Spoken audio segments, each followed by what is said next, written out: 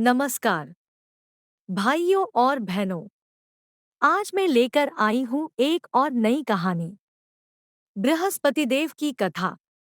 प्राचीन काल में एक ब्राह्मण रहता था। वह बहुत निर्धन था। उसके कोई संतान नहीं थी। उसकी स्त्री बहुत मलिनता के साथ रहती थी। वह स्नान न करती, किसी देवता का पूजन न करती। इससे ब्राह्मण देवता बड़े दुखी थे। बेचारे बहुत कुछ कहते थे, किंतु उसका कुछ परिणाम न निकला। भगवान की कृपा से ब्राह्मण की स्त्री के कन्या रूपी रत्न पैदा हुआ। कन्या बड़ी होने पर प्रातः स्नान करके विष्णु भगवान का जाप व बृहस्पतिवार का व्रत करने लगी।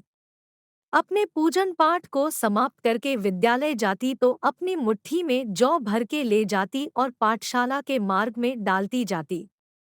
एक दिन वह बालिका सूप में उस सोने के जौ को फटक कर साफ कर रही थी कि उसके पिता ने देख लिया और कहा, है बेटी, सोने के जौ के लिए सोने का सूप होना चाहिए। दूसरे दिन बृहस्पतिवार था। इस कन्या ने व्रत रखा और बृहस्पतिदेव से प्रार्थना करके कहा, मैंने आपकी पूजा सच्चे मन से की हो तो मेरे लिए सोने का सूप दे दो। बृहस्पतिदेव ने उसकी प्रार्थना स्वीकार कर ली।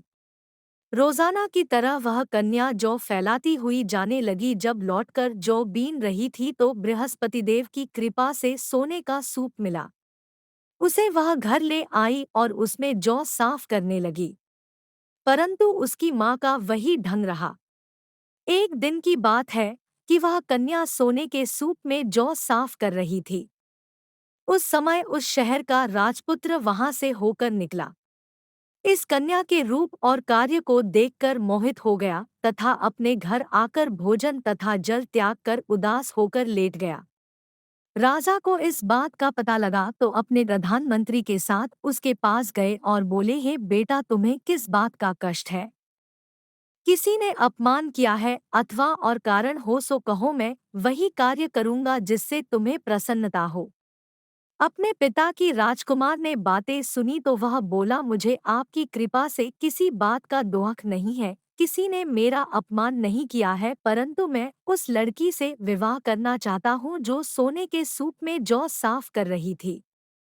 यह सुनकर राजा आश्चर्य में पड़ और बोला, है बेटा, इस तरह की कन्या का पता तुम ही लगाओ। मैं उसके साथ तेरा विवाह अवश्य ही करवा दूंगा। राजकुमार ने उस लड़की के घर का पता बतलाया। तब मंत्री उस लड़की के घर गए और ब्राह्मण देवता को सभी हाल बतलाया। ब्राह्मण देवता राजकुमार के साथ अपनी कन्या का विवाह करने के लिए तैयार हो गए तथा विधि विधान के अनुसार ब्राह्मण की कन्या का विवाह राजकुमार के साथ हो गया। कन्या के घर से जाते ही पहले की भांति उस ब्राह्मण देवता के घर में गरीबी का निवास हो गया। अब भोजन के लिए भी अन्न बड़ी मुश्किल से मिलता था।